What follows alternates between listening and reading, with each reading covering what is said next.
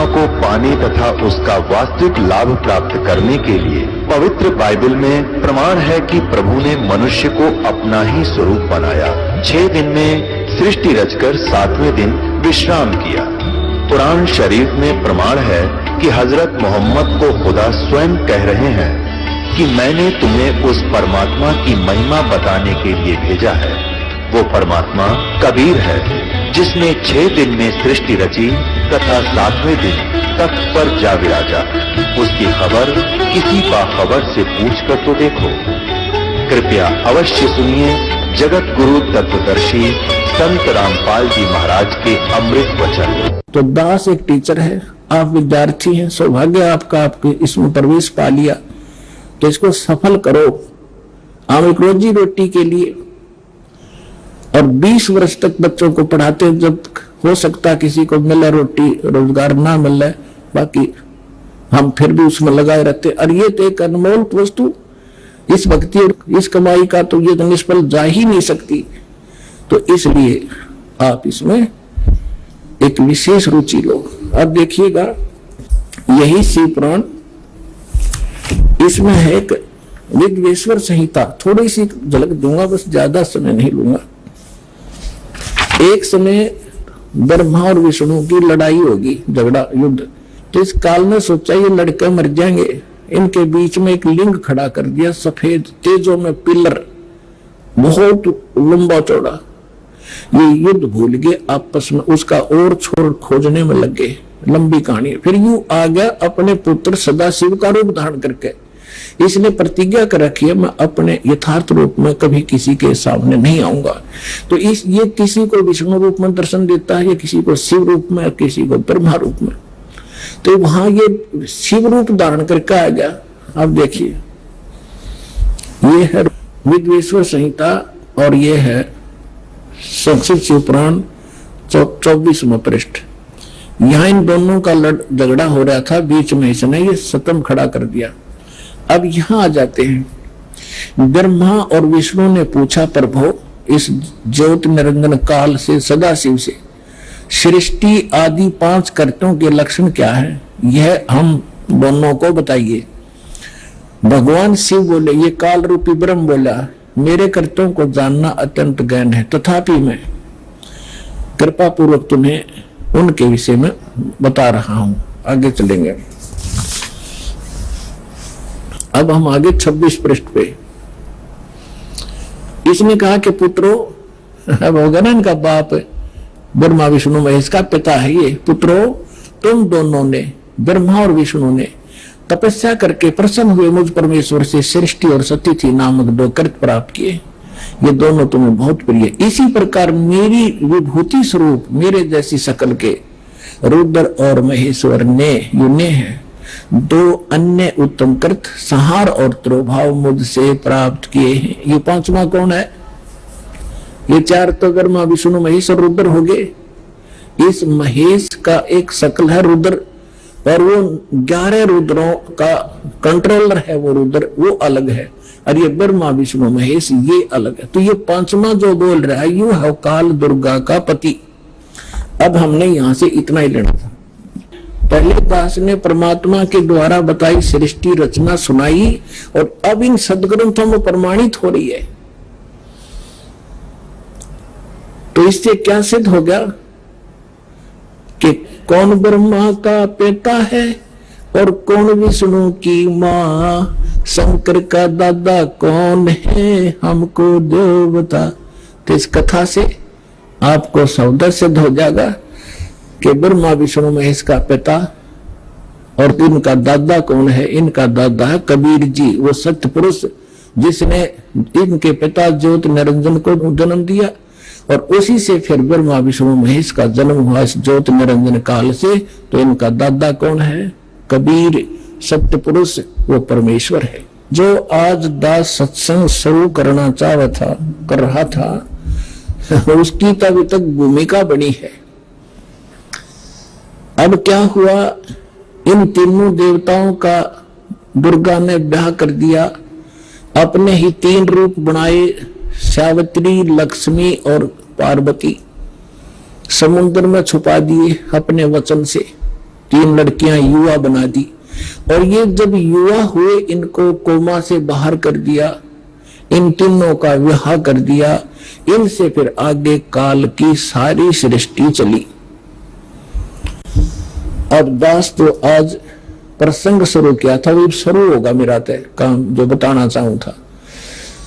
अब धर्मदास जी ने पूछा, हे परमात्मा, हम बड़े नीच और पामर प्राणी हैं। हे भगवान, हमने आपके साथ धोखा किया, आपके साथ चीटिंग करी, और फिर भी आप हमारे लिए भटक रहे हो। कैसे दया करी दाता।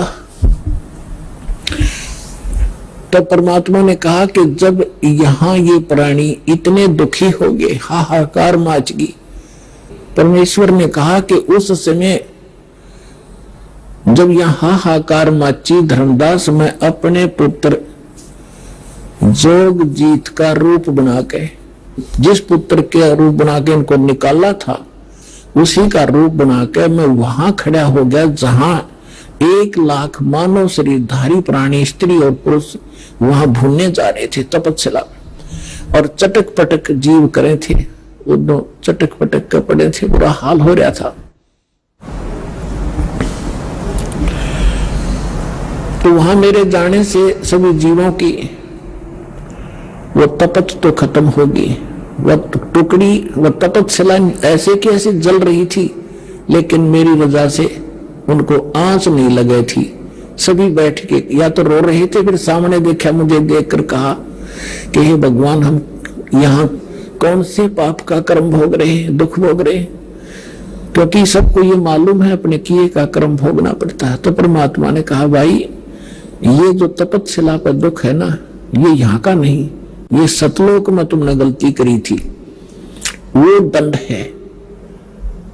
तब सारी सृष्टि रचना सुनाई। तो वहां तो सारे दुखी थे, सबको मालूम था, ना कोई बेटा साथ था, ना बेटी साथ थी, ना कोई संपत्ति साथ थी, ना कोई रिश्तेदार साथ था, अकेले भून रहे थे, पिट रहे थे वहां पर।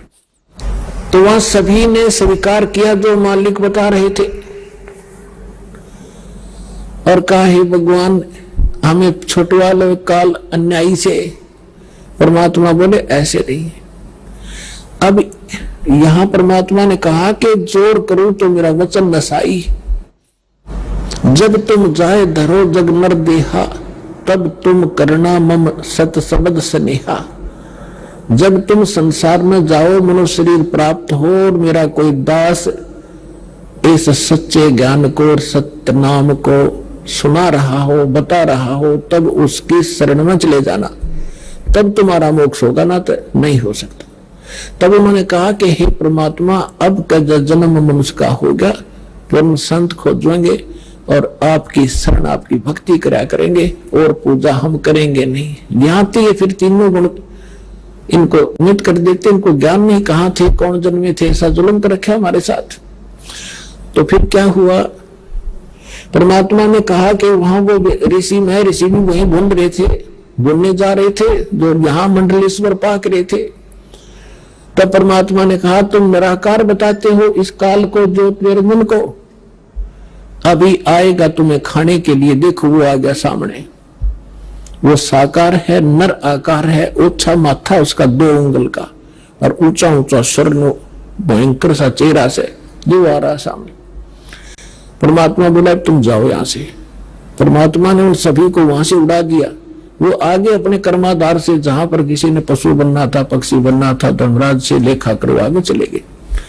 अब जब इस काल में देखा सामने जोगजीत खड़ा है, जिसने मुझे निकाला था वहां से, इतना तो वो जान गया कि कोई परमात्मा का संदेश लेकर आया है। थोड़ा सा उसको डर भी था, कहीं यहां से भी निकालने में आ गया, वो मैंने ये गलती, मैं इनको दुखी कर रहा हूं। फिर भी उसने हिम्मत करके पूछा कि जोगजीत, तू यहां क्यों आया? परमात्मा का कोई वचन है तो मुझे बता, आदेश दे, और आज तुझे मैं ठीक करूंगा। तूने वहां से मुझे मार कर निकाला था, और आज तू मेरे लोक में कैसे आ गया? तब जोगजीत रूप में खड़े परमात्मा ने कहा कि परमात्मा का आदेश लेकर मैं आया हूं, और आपने सभी प्राणियों का कैसी दुर्गति कर रखी है, बुरा हाल कर रखा है। कोई गधा बना दिया, कोई कुत्ता बना दिया, किसी की टांग कट गई, किसी को कैंसर हो गई, किसी का बेटा मर गया, किसी की बेटी विधवा, ऐसा जुल्म। तो ये क्या कहता है कि मैं तो सत का राज करता हूं, जो जैसा कर्म करता अपना भोग रहा है, मैं क्या करूं। और इसने अपना एजेंट छोड़ रखा मन आत्मा के साथ, ये सारे उल्टे काम करावे और आत्मा के सर दर दे कि ये इसने कराया। तो परमात्मा ने कहा कि निरंजन अब मैं किस लिए आया हूं ये और बता दूं। अखा बता दे। मैं नीचे जाऊंगा और त्रिपोल पाड़ूंगा और बताऊंगा ये भगवान नहीं है, ये काल है, ये तुम्हारा दुश्मन है, तुम्हें अपने आहार के लिए रोके हुए है, तुमसे ही बच्चे पैदा करवाता है, ये खुद खाता है। जैसे कसाई बकरे पाला करता है, नर और मादा बकरे छोड़ देता है, वो उत्पत्ति करते हैं अपनी ममता में और विषय वासनावश होकर, और खाता कसाई है। तो ऐसा है, ये जाकर बताऊंगा। अपने आत्मा इस बात ने सुनकर भयंकर हो गया काल, और परमात्मा कहते धर्मदास मेरे ऊपर ऐसे टूट कर पड़ा जैसे मार देगा मैंने। और पुणात्मा यहां परमात्मा हमें सत्र करते, हमें याद दिलाना चाहते, कभी भी कोई आपत्ति आवे, आपको जो मंत्र प्राप्त हो, प्रथम हो प्रथम और द्वितीय हो द्वितीय और तीनों मिल रहे हो तो सार नाम का सिमरण करें। ऐसी किसी प्रकार की आप दावत पर जरूर सिमरण याद कर लेना। तो कहा कि मैंने सतनाम का सुमन शुरू किया सांस उश्वास से। तो उसी समय ये काल या तो मुझे मारने के लिए झपटा था, ऐसे गिर गया जैसे पक्षी की पांख कट जाया करे और पड़ा पड़ा तड़प रहा है। ऐसा डर गया कि वहां से भाग कर पाताल में गिर गया। तो इसको पाताल से लाया निकाल कर मैं और कहा चलो ऊपर। तब ये घबरा गया, घना मेरे पैर पकड़ लिए और कहा कोई बात नहीं, आप बेशक नीचे चले जाना, लेकिन एक अर्ज है मेरी, 3 युगों में जीव कम ले जाना और चौथे युग में कितने जीव ले जाना। तो परमात्मा ने कहा ठीक है। और दूसरा ये कहा कि मेरा ज्ञान जो माने वो हमारा, आपके ज्ञान को जो माने वो आपका, बलपूर्वक ना ले जाना। तो परमात्मा ने कहा ठीक है तथास्तु। जब सारे वचन भरवा लिए फिर बदल गया गिरगिट की तरह, कहने लगा कि बेशक चले जाना जोग जी, चौथे युग में इन जीवों को इतना कंडम कर दूंगा, ये भक्ति योग नहीं रहेंगे, इनको सब उल्टी साधना पर लगा दूंगा, देवी देवता पत्थर पहाड़ों की पूजा में इनको व्यस्त कर दूंगा, और जब तुम जाओगे तुम्हारी कोई नहीं सुनेगा। परमात्मा बोले आप अपना काम करियो और हम अपना करेंगे। तब क्या कहा था परमेश्वर ने कि चौथा युग जब कलयुग आई तब हम अपना अंश पठाई, काल बंद छूटे नर लोई, सकल सृष्टि परवानिक हुई, घर घर देखो बोध विचारा, सतनाम सब ठोर उचारा। 5505 तब ये वचन मेरा होगा साचा, कलयुग बीत जावे जब एता, सभी प्राणी परम पुरुष पद चेता। तो परमात्मा ने कहा था कि चौथा युग जब कलयुग आवेगा तब हम अपना एक दास भेजेंगे। अब वहां काल के सामने परमात्मा ने कहा कि हम अपना दास भेजेंगे। और कबीर वाणी चैप्टर में परमात्मा ने धर्मदास जी से, जब धर्मदास जी घने चिंतित हो गए थे कि हे परमात्मा आपने सतनाम और सारनाम गुप्त रख दिया और इसके बिना मोक्ष नहीं हो सकता, आपने मुझ किंकर के ऊपर दया करी दास पे और 42 वंश भी पीढ़ी बख्श दी, मेरी वंश चलेगा। तो हे परमात्मा सारनाम और सतनाम बिना पार नहीं हो सकते, तो मेरे बच्चे कैसे पार होंगे। ऐसे कलेजा पकड़ कर बैठ गया। परमात्मा ने सोचा भाई घना दुखी हो गया। तो परमेश्वर ने कहा कि सुन ले, काल ने क्या कहा था, द्वादश पंथ करूं मैं साजा, नाम तुम्हारा ले करूं आवाजा। द्वादश पंथ नाम जो लेगी, हमरे मुख में आन समोही। जाओ जोग जीत संसारा, जीवन माने कहा तुम्हारा। जीव तुम्हारा कहा न माने, हमारी ओढ़ हो बाद बखाने। अब इतना समय नहीं रहा, मैं वो सारे प्रमाण आज नहीं दिखा पाऊंगा आपको कि 12 पंथ कौन कौन से हैं। तो 12 पंथ, बर्मा पंथ, गरीबदास पंथ बताया है, लिखा कवि सागर में। तो परमात्मा ने कहा तू चिंता ना कर धर्मदास, जब 5500 वर्ष कलयुग बीत जाएगा पर यह बिचली पीढ़ी आवेगी, और बिचली पीढ़ी तक ये ज्ञान और तत्व ज्ञान और सतनाम सारनाम कति गुप्त रखना है, नहीं तो काल के दूतों का हाथ लग जाएगा, मेरा सारा मिशन खराब हो जाएगा। तो परमात्मा ने देखा कि ये बिल्कुल चिंतित हो गया घना। तब परमेश्वर ने कहा धर्मदास जब साची बताऊं तेरे को।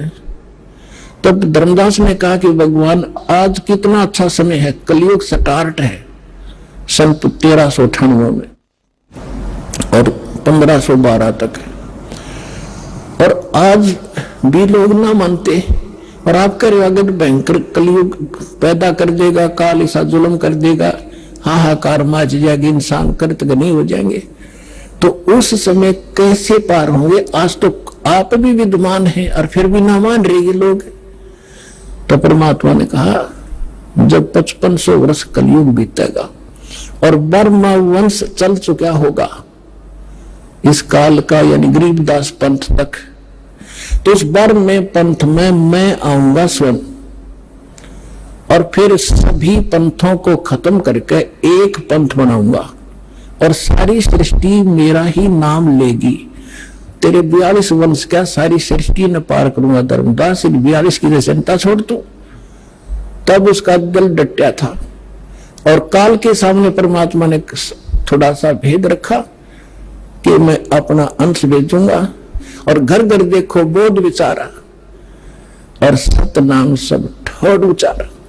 आप देख रहे हो आज ये ज्ञान गंगा घर घर में पहुंच गई है। ना कोई किताब खरीदनी है, इंसान देखा था किताब, या किताब बिकती देखी थी आपने गांवों के अंदर, शहरों के अंदर? कोई सब्जी बेचा, कोई प्याज बेचा, कोई तोरी और घिया बेचा, ये तो देखी थी।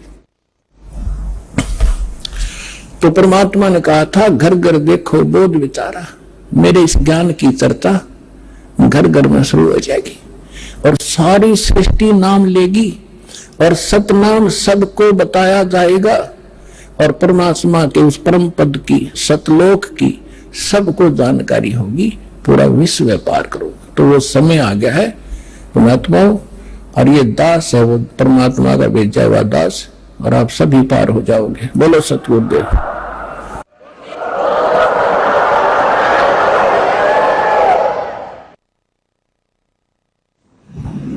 परम पिता परमात्मा पूर्ण ब्रह्म सारी सृष्टि के रचनार कबीर परमेश्वर जी, कबीर परमात्मा जी की असीम वजह से आप सभी पुण्यात्माएं सत्संग सुनने के लिए उपस्थित हुए। जिन पुण्यात्माओं पर विशेष रजा परमेश्वर की होती है वही ऐसे समागमों पर पहुंच पाते हैं, और जो बहुत ही अच्छी पुण्य कर्मी प्राणी होते हैं सत्संग परमात्मा ही किया करते हैं, क्योंकि सत्य भगवान ही बोल सकता है, सत्य परमात्मा ही बता सकता है। जीव सत्य असत्य का निर्णय नहीं कर सकता, तो सत्य अविनाशी होता है, अटल होता है। सत्य साहिब भी अटल होता है। सत्य साहिब माने अविनाशी परमात्मा। वो अविनाशी परमात्मा कौन है? आज तक हमें इसी बात का निर्णय प्राप्त नहीं हुआ था कि कौन परमात्मा है जो अविनाशी है।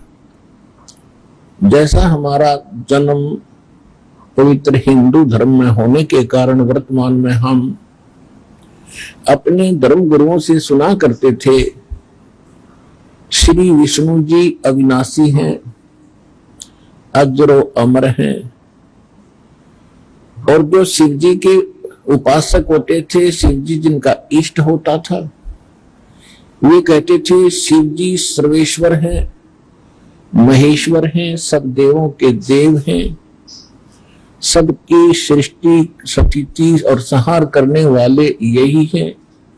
यही तीन रूप धारण कर लेते हैं ब्रह्मा विष्णु और शिव का, ये अजरो अमर है। कोई ब्रह्मा जी को सृष्टि का कर्ता बताता था, उत्पत्ति कर्ता बताता था, और ब्रह्मा जी ही तीन रूप धारण करता है, शिव और विष्णु का और ब्रह्मा का। तो ये हम सुनकर संतुष्ट हो चुके थे कि सचमुच ऐसा ही होगा, क्योंकि एक झूठ को 100 बार सुनने के बाद वो सच प्रतीत होने लग जाती है। और हमने तो ये लाखों बार सुन रखी थी, हमारे लिए तो फाइनल हो गया था। कोई ये कहने वाला नहीं था कि ब्रह्मा विष्णु महेश नासवान है। तो ये जो ज्ञान किसने दिया था? ये हमारे धर्म गुरुओं ने दिया था। तो यदि हम ये सोचें कि जीव सत्य असत्य का निर्णय कर सकता है, तो इसी उदाहरण से आप आसानी से समझ सकते हो कि जीव सत्य असत्य का निर्णय नहीं कर सकता। ऋषि महर्षियों के हम ऐसे ऐसे चमत्कार भी सुना करते थे, जैसे अगस्त ऋषि ने 7 समुद्रों को एक ही चुल्लू में ऐसे करके और पी लिया था। 7 समुद्र खाली हो गए थे। तो हम इसको क्या समझेंगे कि अगस्त ऋषि एक बड़े महापुरुष और परमात्मा प्राप्त व्यक्ति थे, ऋषि थे। फिर हम क्या सुनते थे कि श्री कृष्ण जी ने गोवर्धन पर्वत को उठा लिया था, गिरिराज को, छोटी तर्जनी उंगली पर। तो हमारे लिए फाइनल हो गया था कि जो इतने बड़े पहाड़ को उठा सकता है तो ये परमात्मा फाइनल। तो इन बातों से परमात्मा की परिभाषा हम जो सुना करते थे हमारे लिए अंतिम हो चुकी थी। और परमात्मा के अभिधान में, सूक्ष्म वेद में और सभी इन सदग्रंथों में, पवित्र पुराणों में, पवित्र वेदों में, पवित्र श्रीमद् भगवद गीता में आज हमने क्या पढ़ा? जो हमारे सर्वधार्य सदग्रंथ थे और सत्य, बिल्कुल सत्य सदग्रंथ थे, उनमें हमने आज क्या पढ़ा? श्री देवी भागवत पुराण, देवी पुराण, गीता प्रेस गोरखपुर से प्रकाशित, सचित्र मोटा टाइप।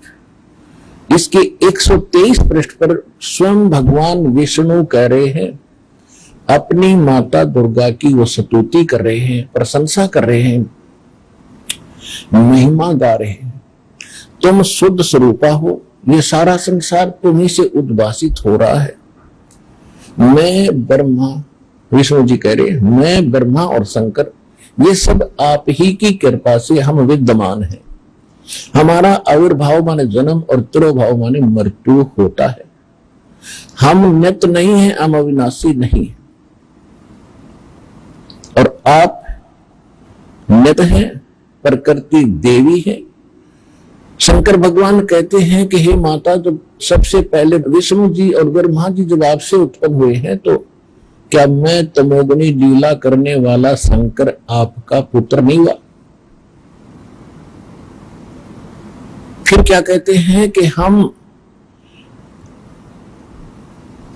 तीनों गुणों युक्त, हम केवल तीनों गुण युक्त, हम केवल नियमित कार्य ही कर सकते हैं।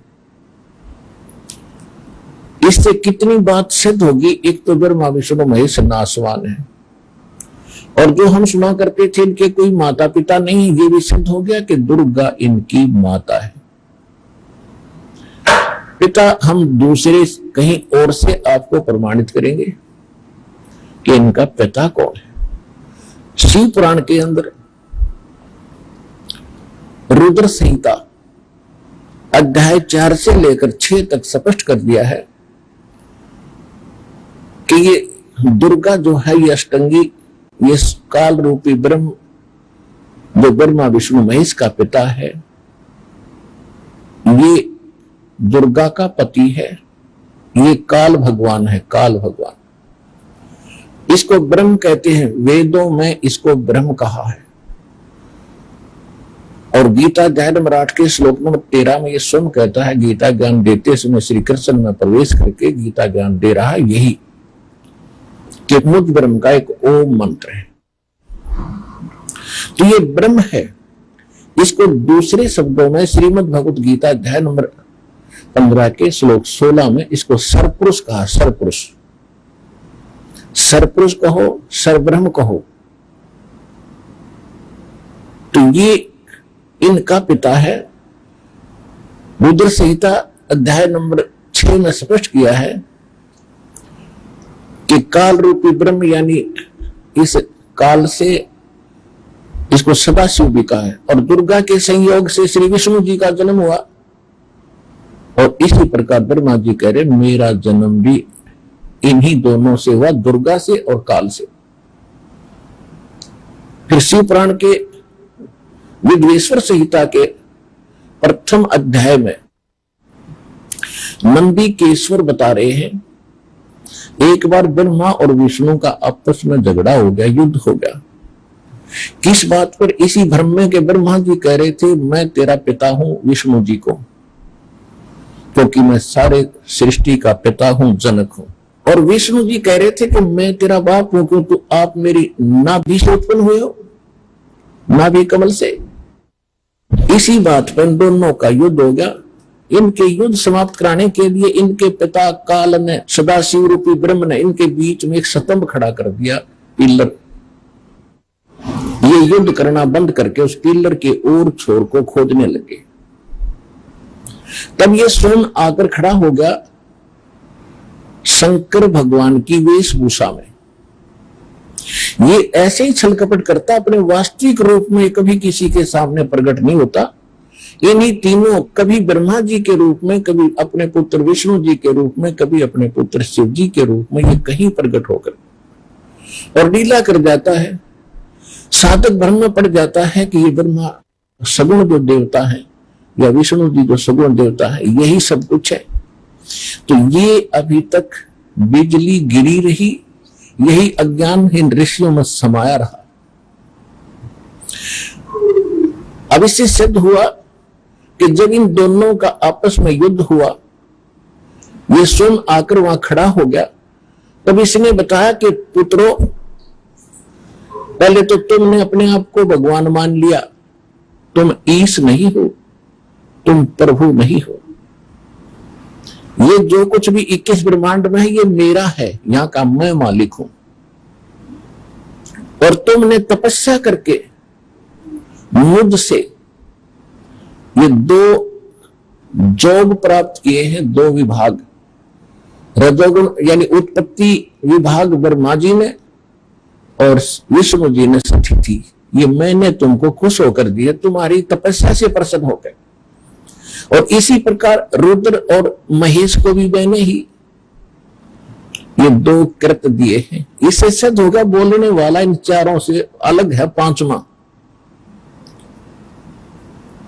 तो पुण्यात्माओं, अब सिद्ध हो गया कि ब्रह्मा विष्णु महेश इनका पिता है ये काल रूपी ब्रह्म, और ये कभी किसी के सामने नहीं आता। और इनकी माता है दुर्गा।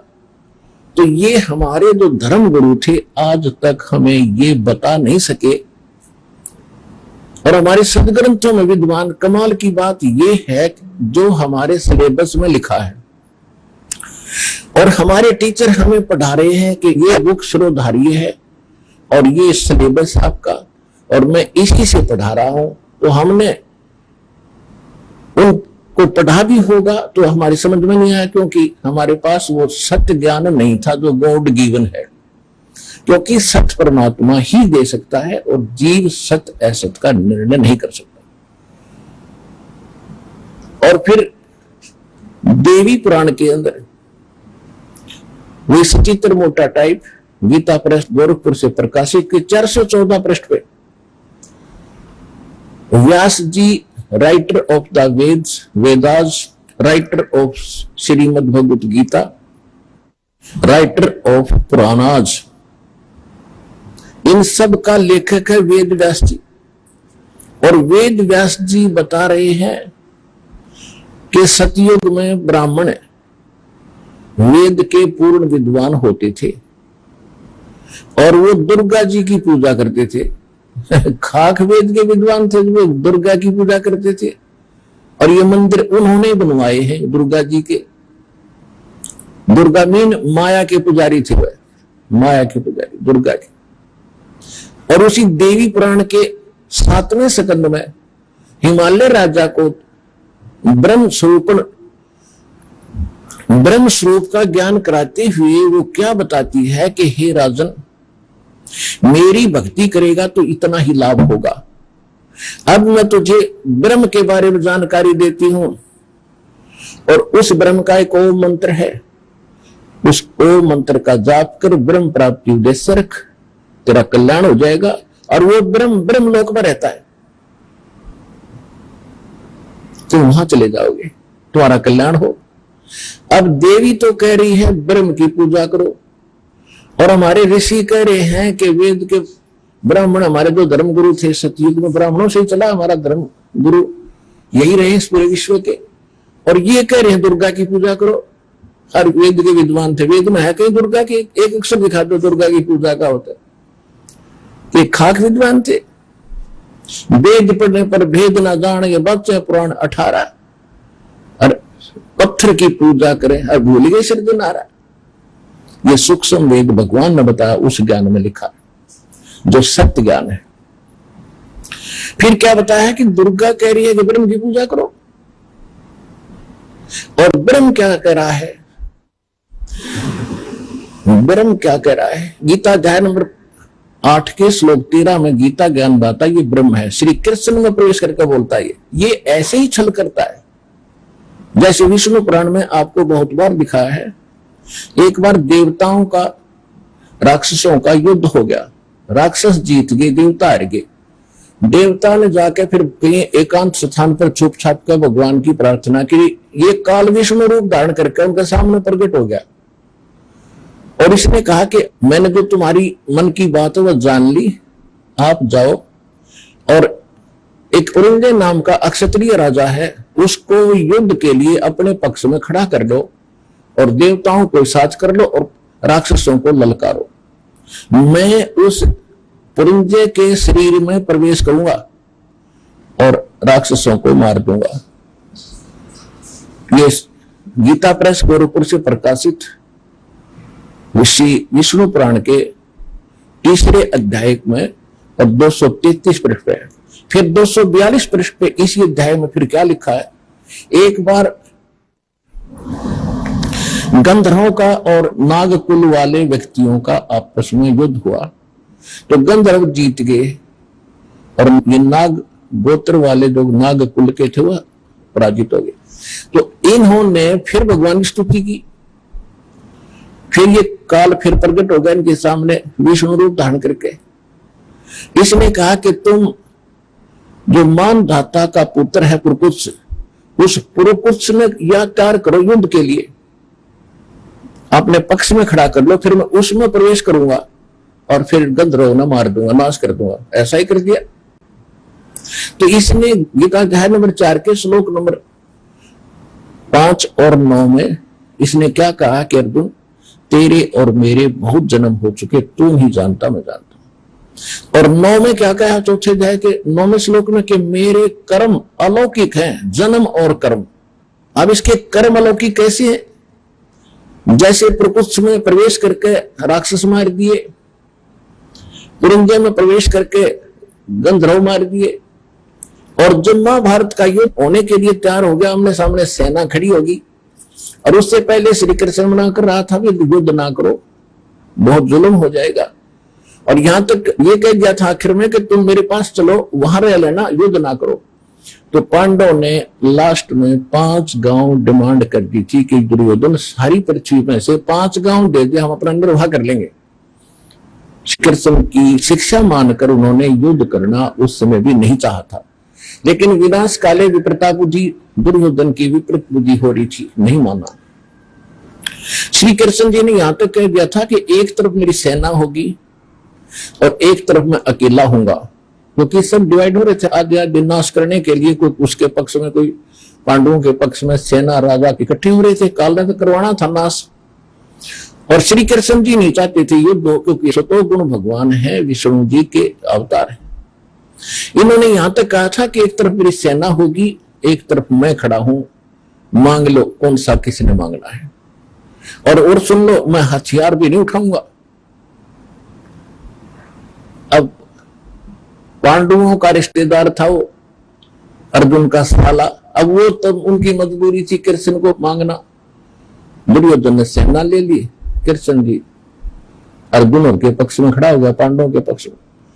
तो वही श्री कृष्ण 3 बार मना करने गया था, युद्ध ना करो, जुल्म हो जाएगा, शांति दूत बनकर गया था। और फिर जब आमने सामने सेना खड़ी है और अर्जुन कह रहा कि मैं लड़ूंगा नहीं, मैं युद्ध नहीं करूंगा भगवान, इससे अच्छा तो हम भिक्षा मांग कर खा लेंगे, पर ये जुल्म हम नहीं कर सकते। उस समय श्री कृष्ण अगर अपने होश वास में होता तो ये कह देता, भाई बहुत अच्छी सोची तुमने, अब तो कुछ नहीं बिगड़ा और चलो। लेकिन उसी समय काल प्रवेश कर गया श्री कृष्ण जी में, जैसे प्रकृति और पुरंजय में प्रवेश करके इसने नाश कराया था। जब अर्जुन तैयार हो लिया युद्ध करने के लिए, श्री कृष्ण से निकल के अर्जुन में प्रवेश कर गया। एक का मारा था 20 मरे थे, एक तीर मारा था 20 सामने का निकल गया था, उद्मस्त करवा दिया और पाप क्रम लिखवा दिए, सारे पांडवों के मस्तक में लिखवा दिए। अब गीता अध्याय नंबर 7 के श्लोक 24 और 25 में ये स्पष्ट कर देता है कि मैं अव्यक्त रहता हूं, मैं कभी किसी के सामने प्रकट अपने वास्तविक रूप में समक्ष नहीं आता, मैं अपनी योग माया से छुपा रहता हूं। और ये जो सामने देख रहे हैं मुझे कृष्ण मान रहे होंगे, क्योंकि कृष्ण में बोल रहा था, कृष्ण जी का स्पीकर यूज कर रहा था मुख। तो ये सभी जो मनुष्य सामने खड़े हैं, ये मुझ अव्यक्तम माम अव्यक्तम व्यक्तिम आपनम मनन्ते अबुधा, ये बुद्धिहीन लोग मुझ अव्यक्त को व्यक्तिम आपनम यानी व्यक्ति रूप में, श्री कृष्ण रूप में आया हुआ मान रहे हैं। मैं कृष्ण नहीं हूं, ये मेरा अटल और अनुत्तम अवय सिद्धांत है। अनुत्तम माने घटिया, अवय माने अटल अविनाशी, ये सदा बना रहेगा।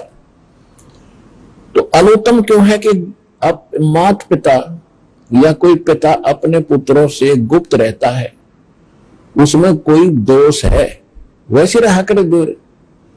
जैसे आम आदमी का करें भाई कोई गलती हो जाए तो मैं तो मुंह दिखाने जोगा नहीं रहा, तो ये मुंह दिखाने जोगा नहीं रह रहा, इसने ऐसी गलती कर रखी। और ये 1 लाख मानव श्रीधारियों को खाता हमें और पालता है, ब्रह्मा जी के द्वारा पलवाता है, विष्णु जी हमें यहाँ रोके रखता है, और शिव जी काट कर 1 लाख को वहां भेज देता, कारण कुछ भी बनाता है। ये तीनों भी दुखी है इसके इस कृत्य से, लेकिन ये इसके विवश है। अब जो प्रसंग चल रहा है हम उसी पर आते हैं। तो ये क्या कहता है, जो गीता ज्ञान दे रहा है, गीता अध्याय नंबर 11 के श्लोक नंबर 32 में स्वयं कहता है कि मैं काल हूं अर्जुन। और अर्जुन पूछ रहा कि हे महानुभाव आप कौन हो? कृष्ण जी तो अर्जुन के साले थे और साले को नहीं पहचान रहा, आप कौन हो, मैं आपको पहचान नहीं पा रहा हूं। तब इसने कहा कि मैं काल हूं और अभी परिवर्त हुआ हूं, अभी आया हूं मैं, और तू ना लड़ेगा तो भी मार डालूंगा इन सबको, ये सब मैंने मारने हैं। तो पुण्यात्माओं, श्रीमद् भगवद गीता का ज्ञान ये काल भगवान दे रहा है, जो ब्रह्मा विष्णु में इसका पिता है। और अब जो प्रश्न चल रहा है कि वेद व्यास जी कह रहे हैं कि सतयुग के ब्राह्मण बड़े वेदों के विद्वान, पूर्ण विद्वान थे और दुर्गा की पूजा करते थे, दुर्गा कह रही है कि ब्रह्म की पूजा करो। अब ब्रह्म क्या कह रहा है? ब्रह्म कह रहा है कि गीता अध्याय नंबर 2 के श्लोक 12 में, गीता अध्याय नंबर 4 के श्लोक 5 और 9 में, गीता अध्याय नंबर 10 के श्लोक नंबर 2 में प्रथम तो स्पष्ट कर देता है कि अर्जुन तेरे और मेरे बहुत जन्म हो लिए, तू नहीं जानता मैं जानता हूं। मेरे कर्म और जन्म अलौकिक है। सिद्ध हो गया कि ये तो नाशवान है। अब ये कहता है कि मेरी भक्ति करोगे तो मुझे प्राप्त हो गया। 8वें अध्याय के 5 और 7 मंत्र में ये गीता ज्ञानदाता कहता है कि मेरी भक्ति करो तो मुझे प्राप्त होगा। अपना मंत्र बता रहा है 8वें अध्याय के 13वें श्लोक में, ओम इति एकाक्षरम ब्रह्म व्यवहारण माम अनुसमरण ये परियाति तदन देहम सयाति परमाम गतिम। मुझ ब्रह्म का केवल एक ओम अक्षर है, इति, बस यही। और अंतिम सांस तक इसका सिमरण करता हुआ जो शरीर त्याग कर जाता है तो ओम से मिलने वाली परम गति को प्राप्त होता है। ओम से परम गति कौन सी प्राप्त होती है? जैसे आपको बताया था श्री देवी पुराण में 7वें स्कंद में और 652 पृष्ठ पे हिमालय को उपदेश देते हुए दुर्गा जी कह रही है, क्या कह रही है कि ओम का जाप करो, ब्रह्म प्राप्ति उद्देश्य रखो, ब्रह्म लोक में चले जाओगे, तुम्हारा कल्याण हो। सीधी सी बात है। ब्रह्म, ओम ब्रह्म का जाप है और ओम से ब्रह्म लोक प्राप्ति होती है। तो गीता अध्याय नंबर 8 के श्लोक नंबर 16 में कहा कि ब्रह्म लोक में गए हुए प्राणी भी जन्म मृत्यु में रहते हैं। तो इति सिद्धम के ब्रह्म के उपासक भी, क्योंकि वो भी नाशवान है, तो नाशवान के उपासक भी नाशवान ही रहेंगे, अविनाशी नहीं हो सकते। उनका पूर्ण मोक्ष नहीं हो सकता, उनका वो मोक्ष नहीं हो सकता। कौन सा? श्रीमद् भगवद गीता अध्याय नंबर 18 के श्लोक नंबर 62 में कहा कि अर्जुन तू सर्वभाव से उस परमेश्वर की शरण में जा, उसकी कृपा से तू परम शांति को, सनातन परम धाम को, शाश्वत स्थान को प्राप्त होगा। उसके विषय में ऑप्शन छोड़ दिया है 4 अध्याय के 32 और 34 श्लोक में कि वो तत्व ज्ञान, वो परमात्मा ही स्वयं अपने मुख कमल से आकर बोलता है, वो यथार्थ ज्ञान है, वो सत्य ज्ञान है, वो सत्संग है। और उसमें विस्तार के साथ आध्यात्मिक यज्ञों यानी धार्मिक अनुष्ठानों की जानकारी विस्तार से दी गई है, वो तत्व ज्ञान है। उस तत्व ज्ञान को तू तत्वदर्शी संतों के पास जाकर समझ, उनको दंडवत प्रणाम करके विनम्रता पूर्वक प्रश्न करने से वो तत्व ज्ञान का उपदेश करेंगे। इति सिद्धम के गीता जी के अंदर वो ज्ञान नहीं है जो तत्व ज्ञान, वो इससे हटकर है। और इससे यह भी सिद्ध है कि गीता ज्ञानदाता भी उस तत्व ज्ञान से अपरिचित है। गीता अध्याय नंबर 15 के श्लोक नंबर 4 में कहा है कि जब तत्वदर्शी संत और तत्व ज्ञान प्राप्त हो जाए उसके पश्चात परमेश्वर के उस परम पद की खोज करनी चाहिए, जहां जाने के बाद साधक फिर लौटकर कभी संसार में नहीं आते। और जिस परमेश्वर ने सब ब्रह्मांडों की संसार रूपी वृक्ष की रचना की है और केवल उसकी ही शरण में रह उसी की भक्ति कर, तो गीता ज्ञानदाता ने फाइनल कर दिया कि वो परम अक्षर ब्रह्म की भक्ति कर, वो पूर्ण परमात्मा की भक्ति कर। अब गीता अध्याय नंबर 7 के श्लोक नंबर 29 में गीता ज्ञानदाता बता रहा है कि जो मैंने ज्ञान दिया है कि तत्वदर्शी संत की खोज कर लो, और जो मेरे इस ज्ञान का आश्रय कर लेता है, तो वो व्यक्ति जो जरा और मरण से छूटने के लिए प्रयत्नशील है, जरा माने वृद्धावस्था के दुख और मरण माने मृत्यु के कष्ट से जो परिचित हो चुके हैं, वो उन जो इससे छूटने के लिए ही भक्ति कर रहे हैं, यत्नशील है, वो तत्ब्रह्म को और सारे अध्यात्म को और सभी कर्मों को जान चुके हैं, वो उससे परिचित है। जब यहां के पूरे अध्यात्म से हम परिचित हुए और यहाँ के जो इन कर्मों से हम परिचित हुए, कितने भयंकर दुख हम भोग रहे हैं, तो आज हम क्या चाह रहे हैं? हम केवल जरा और मरण से छूटना उद्देश्य रखते हैं। तो गीता अध्याय नंबर 7 के श्लोक 29 में जब ये कहा कि तत्ब्रह्म को और सारे अध्यात्म को और सब कर्मों से वो परिचित है व्यक्ति, जो केवल जरा और मरण से छूटने के लिए भक्ति करते हैं, संसार की किसी अन्य वस्तु की डिमांड नहीं रखते, तो वो तत्व से परिचित है। तत्व ब्रह्म, तो गीता अध्याय नंबर 7 में श्लोक कुल 30 हैं, 29 में आपको बता दिया। 30 में इसने ये कहा कि जो मेरे तक सीमित है वो मुझे ही जानते हैं और किसी के तक उनकी बुद्धि जाती नहीं, क्योंकि उनको तत्वदर्शी संत नहीं मिला। फिर 8वें अध्याय का प्रथम मंत्र, अर्जुन पूछता प्रथम मंत्र में कि हे भगवान, वो तत्वब्रह्म क्या है? वो तत्वब्रह्म क्या है? कौन है वो तत्वब्रह्म? 8वें अध्याय के 30वें श्लोक में गीता ज्ञानदाता ने कहा कि वो परम अक्षर ब्रह्म है। अब देखो, सर्वब्रह्म नासवान भगवान, अक्षर ब्रह्म अविनाशी भगवान, और परम अक्षर ब्रह्म यानी उस अविनाशी से भी विशेष अविनाशी। अब हम आते हैं गीता अध्याय नंबर 15 के श्लोक नंबर 16 और 17 में। गीता अध्याय नंबर 16 के अंदर दो पुरुष बताए। गीता अध्याय नंबर 15 के श्लोक 16 में दो पुरुष बताए, सरपुरुष और अक्षर पुरुष। हम इनको दूसरे शब्दों में कहेंगे सरब्रह्म और अक्षर ब्रह्म। ब्रह्म माने भगवान, प्रभु, स्वामी, मालिक। सरब्रह्म तो ये, सरपुरुष तो ये खुद है गीता ज्ञानदाता, ये 21 ब्रह्मांड का स्वामी है। और ये सर माने नासवान है ही, ये खुद भी मानता है मेरे और तेरे बहुत जन्म हो चुके।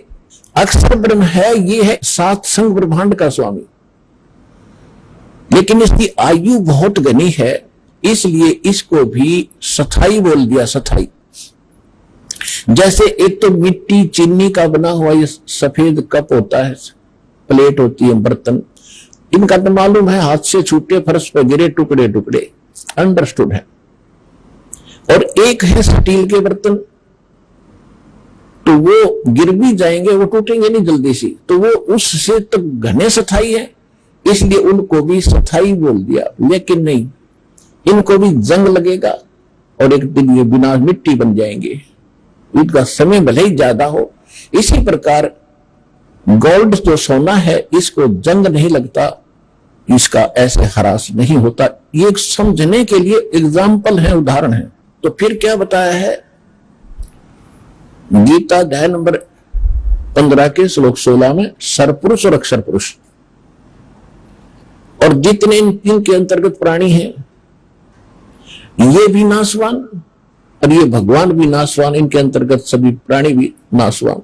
लेकिन जीवात्मा नहीं मरती, अलग विषय है, वो तो किसी की भी नहीं मरती, कुत्ते की, सुअर की भी नहीं मरती। फिर गीता अध्याय नंबर 15 के श्लोक नंबर 17 में स्पष्ट कर दिया है, जैसे अक्षर पुरुष बोला 16 में, तो अक्षर का अर्थ विनाशी होता है। यहां इसलिए एक श्लोक और बोलना पड़ा कि उत्तम पुरुष है तो अन्य परमात्मा इति उदाहरते। ये लोक तरम आविश्य विवर्ती अवय ईश्वर है। अवय माने विनाशी। इसका हिंदी अनुवाद ऐसा बनता है कि उत्तम पुरुष, पुरुषोत्तम, पुरुषोत्तम यानी उत्तम पुरुष तो कोई और है ऊपर वर्णित दोनों से, सरपुरुष अक्षर पुरुष से कोई और है वो पुरुषोत्तम, और जिसको परमात्मा कहा जाता है। पुणात्मा, परमात्मा का अर्थ होता है श्रेष्ठ आत्मा। और जो यहां क्या हाल हो रहा है, किसी की टांग कट गई, किसी का बेटा मर गया, किसी की बेटी मर गई, किसी की आंख फूट गई, कोई कोड में, कोई कैंसर से पीड़ित है, कोई दुर्घटना मर रहा है, और एक दिन लास्ट में सभी ने मरना है। तो जिस लोक का मालिक जो यहां का स्वामी है, क्या वो परमात्मा हो सकता है? नहीं, परमात्मा नहीं है ये। लेकिन हमने इसको परमात्मा मान लिया क्योंकि हमसे श्रेष्ठ है, हमसे तगड़ा है यो। और इसको आप भी ये स्पष्ट करता है गीता अध्याय नंबर 15 के श्लोक 18 में कि मैं लोकवेद, लोकवेद माने दंत कथा, सुनी सुनाई बातों से, जैसे हम लोकवेद के आधार से ब्रह्मा विष्णु महेश को अविनाशी माना थे और उनके कोई माता पिता नहीं, ये हमने लोकवेद के आधार से फाइनल हो चुका था। अब वास्तविकता का पता चला, तो इसी प्रकार ये कहता है कि मैं लोकवेद के आधार से पुरुषोत्तम प्रसिद्ध हूं। क्यों? क्योंकि मेरे अंतर्गत जितने प्राणी हैं ये जीवात्मा है और चाहे शरीर में है, इनसे मैं तगड़ा हूं, मजबूत हूं, श्रेष्ठ हूं, ताकतवर हूं, इसलिए मैं पुरुषोत्तम प्रसिद्ध हो गया। मैं पुरुषोत्तम वास्तव में नहीं हूं, क्योंकि ये तो 15वें अध्याय के 70वें श्लोक में कंसेप्ट क्लियर कर दिया कि उत्तम पुरुष है तू, अन्य पुरुषोत्तम तो कोई और है। और वही तीनों लोकों में प्रवेश करके सबका धारण पोषण करता, सबका पालन करता हुई है। तो गीता अध्याय नंबर 15 के श्लोक नंबर 1 से 4 तक की संक्षिप्त वर्णन है कि उल्टा लटका हुआ संसार रूपी वृक्ष है, ऊपर को जड़ है, मूल है, उस संसार रूपी वृक्ष के नीचे को तीनों गुण रूपी शाखा। तीनों गुण कौन है? रजगुण ब्रह्मा, सतगुण विष्णु, तमगुण शिव जी। मार्कंडेय पुराण गीता प्रेस गोरखपुर से प्रकाशित 123 पृष्ठ पर स्पष्ट लिखा, सचित्र मोटा टाइप में, कि ये तीन रजोगुण प्रधान ब्रह्मा जी, सतोगुण प्रधान विष्णु जी, तमोगुण प्रधान शिव जी है, और यही तीन देवता हैं और यही तीन गुण हैं। ये देवता को हो चाहे न तीन गुण को हो। इसमें क्या बताया है कि ऊपर को जो जड़ है संसार रूपी वृक्ष की, वो तो पूर्ण परमात्मा है। ऊपर को जड़ है, नीचे को तीनों गुण रूपी शाखा है, ये संसार रूपी वृक्ष है। और जो संत इस वृक्ष के सभी विभाग बता देगा भिन्न भिन्न, वह वेदवित है, वो तत्वदर्शी संत है। तत्वदर्शी संत की पहचान भी बता रखी। तो परमेश्वर ने 600 वर्ष पहले कबीर भगवान ने आकर और ये सत्संग किया था, ये सत्ज्ञान दिया था। आज हमारी गीता और वेदों और पुराणों में जो सत्य मिला है, अक्षर पुरुष एक पेड़ है, सर पुरुष बाकी डारे, तीनों देवा शाखा है, भाई पात रूप संसारे। परमेश्वर ने, कबीर भगवान ने, अल्लाह अकबर ने। कौन कबीर भगवान? हम सुल्तानी नानक तारे दादू को उपदेश दिया, जात जुलाहा भेद न पाया, वो काशी माहे कबीर हुआ। अनंत कोट ब्रह्मांड का एक रति नहीं भारे, सतगुरु पुरुष कबीर है, ये कुल के सर्जनहारे। ये तो गरीबदास साहिब जी ने अपनी अमृतवाणी में एफिडेविट दिया, कबीर जुलाहा धानक वही परमात्मा है। आदरणीय नानक साहिब जी को भी परमात्मा, जैसे गरीबदास जी को सचखंड लेकर गए थे फिर वापस छोड़ा, ऐसे आदरणीय नानक साहिब जी को भी सचखंड लेकर गए फिर वापस छोड़ा था। तो नानक साहिब जी ने क्या कहा अपनी अमृतवाणी में? श्री गुरु ग्रंथ साहिब जी के पृष्ठ 24 पर अंकित है कि तेरा एक नाम तारे संसार, और मैं ए हो आस ए हो आधार। फाई सुरत मुक्की वेश ए ठगवाड़ा ठगी, देश खरा सियाणा बहुता भार, ये धानक रूप रहा करता। लोगों ये धानक रूप रहा करता। आइए अब हम उन श्रद्धालुओं के अनुभव जानते हैं जो जगत गुरु तत्वदर्शी संत रामपाल जी महाराज जी से दीक्षा प्राप्त कर चुके हैं तथा उनके द्वारा बताए गए भक्ति मार्ग पर चल रहे हैं। नमस्कार जी। नमस्कार जी। क्या नाम है जी आपका? मेरा नाम शर्मिला कौंडल है जी। शर्मिला जी, आप कहाँ से आई हो? मैं मंडी हिमाचल प्रदेश से हूँ जी। क्या करते हैं आप? मैंने एमए सोशियोलॉजी किया हुआ है। मैं पहले टीचर थी, अब घर पर ही हूँ जी। बहन जी, संत रामपाल जी महाराज की शरण में कैसे आए आप? संत रामपाल जी की शरण में मैं, मेरे घर में तो सभी ने नाम लिया था, सिर्फ मैंने और मेरे बच्चों ने नहीं लिया था। तो मैं उनका बड़ा विरोध करती थी। मैं बोलती थी कि मैं नहीं जाऊंगी, ये भगवान नहीं है। मैं बहुत ज्यादा विरोध करती थी। तो कुछ मेरे और मेरे पति के बीच बहुत लड़ाई रहती थी, और एक बार इतनी बढ़ गई थी लड़ाई कि हम दोनों को ऐसा लगता था कि हम दोनों अलग हो जाएं। और मेरे मन में ये आया कि मैं सुसाइड कर लूं। और हम दोनों कहीं गाड़ी में जा रहे थे, तो रास्ते में मेरे पति रुक गए, और एक भगत जी हैं मंडी के, ओम प्रकाश भगत जी, उनके ऑफिस में गए। वो थोड़ा कुछ काम था उनको, मैं भी साथ में चले गई। तो उनके ऑफिस में वो बैठे थे ओम प्रकाश भगत जी। तो वो मुझे समझाने लगे कि बहन जी, ये जो है आप परमात्मा को मानो, ये परमात्मा है और हम हमारे लिए ही आए हुए हैं। जब वो समझा रहे थे तो उनके पीछे गुरुजी की एक तस्वीर लगी थी, और गुरुजी वो बोल रहे थे, और थोड़ी देर में ऐसा लगा कि जैसे गुरुजी बोलने लग गए और मोटी आवाज में आ गए, और गुरुजी बोलने लगे और बोले कि बेटी तुम आ जाओ, मेरे पास आ जाओ, तुमने मुझे पुकारा ही नहीं, तुमने मुझे याद ही नहीं किया, तुम्हारे सारे दुख दूर हो जाएंगे और तुम मरने के बारे में मत सोचो। बस मैंने वही सुना, और उसके बाद मैंने कोई भी सवाल नहीं किया, और बोला कि मैं नाम ले लूंगी परमात्मा से। बहन जी, जैसे कि आपने बताया कि आपको एक अद्भुत लाभ मिला है, स्वयं संत रामपाल जी महाराज ने आपको कहा कि आप उनकी शरण में आओ और आपके सारे कष्टों का निवारण होगा। उसके बाद आप संत रामपाल जी महाराज से नाम दीक्षा लेते हैं। तो हम आपसे ये जानना चाहते हैं कि उनसे नाम दीक्षा लेने के बाद आपके सारे कष्ट दूर हुए? हाँ जी, बिल्कुल दूर हो गए। अब तो कुछ भी वैसा नहीं रहा है। और मेरे को 2.5 साल हो गए नाम लिए हुए और मैं इतनी सुखी हूँ कि शायद मैं मेरी शादी को 11-12 साल हो गए। 11-12 साल में दुखी रही, अपने आप से दुखी रही। सबसे ज्यादा तो मैं अपने शरीर से दुखी थी, लेकिन अब मैं परमात्मा की दया से बिल्कुल सुखी हूँ। क्या क्या कष्ट थे आपको? मुझे आधे शरीर में दर्द होती थी, जैसे सिर से लेके पांव तक दर्द रहती थी। मैंने बहुत सारे डॉक्टरों को दिखाया पर कहीं भी आराम नहीं मिला। सब बोलते थे कि ये वीकनेस है और मेरी बीमारी को कोई भी पकड़ नहीं पा रहा था। इतनी तकलीफ थी मुझे कि ऐसा सोचती थी कि मैं जी क्यों रही हूँ, और मैं ये सोचती थी कि भगवान है ही नहीं इस दुनिया में। मैं बिल्कुल विश्वास उठ गया था हर एक चीज से मेरा। कितने साल से ये परेशानी थी आपको? ये 8-9 साल से मुझे तकलीफ थी। इस वजह से मेरे घर वाले भी मुझसे भी दुखी थे और मैं भी दुखी थी।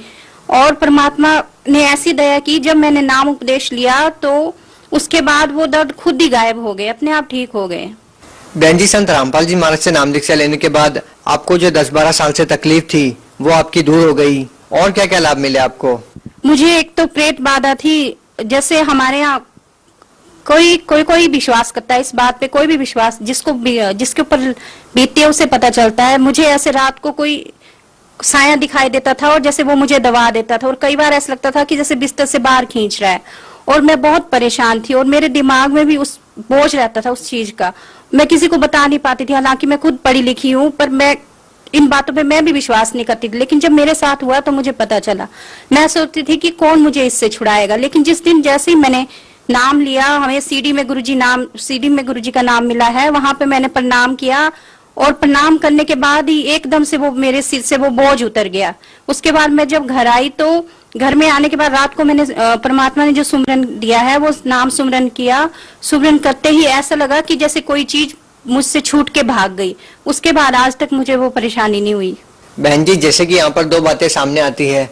समाज में एक ऐसा वर्ग है जो इन भूत प्रेतों पर बिल्कुल भी विश्वास नहीं करता, और एक वो वर्ग है जो भूत प्रेत की बाधाओं से परेशान है। जैसा कि हम देखते हैं कि लोग मेहंदीपुर बालाजी जाते हैं, रामदेवरा जाते हैं अपने भूत प्रेत की बाधा का इलाज करवाने के लिए, और बहुत सी जगह जाते हैं। तो हम आपसे ये पूछना चाहते हैं कि वहाँ पर लाखों रुपए खर्च करने के बाद, जगह जगह दिखाने के बाद उनकी जो भूत प्रेत की बाधा है वो दूर नहीं होती, और आप बता रहे हैं कि संत रामपाल जी महाराज से नाम दीक्षा लेते ही आपकी ये समस्या दूर हो गई। कैसे दूर हो गई?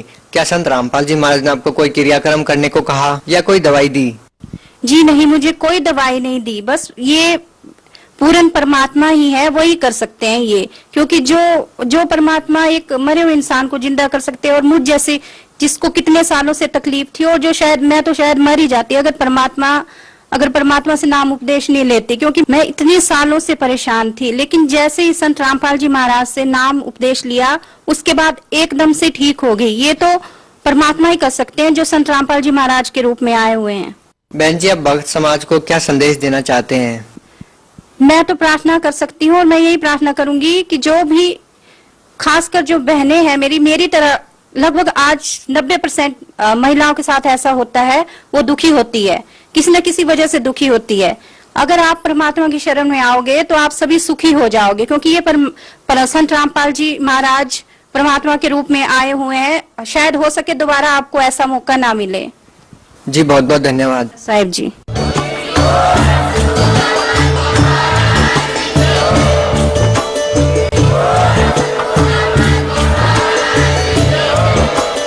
आप सुन रहे थे जगत गुरु तत्वदर्शी संत रामपाल जी महाराज जी के मंगल प्रवचन। अधिक जानकारी के लिए विजिट कीजिए हमारी वेबसाइट www.jagatgururampalji.org। संत रामपाल जी महाराज जी के शुभ आशीर्वाद से पूरे विश्व भर में 500 से भी ज्यादा नाम दीक्षा केंद्र हैं, जिन पर संत रामपाल जी महाराज जी द्वारा ऑनलाइन निःशुल्क नाम दीक्षा दी जा रही है।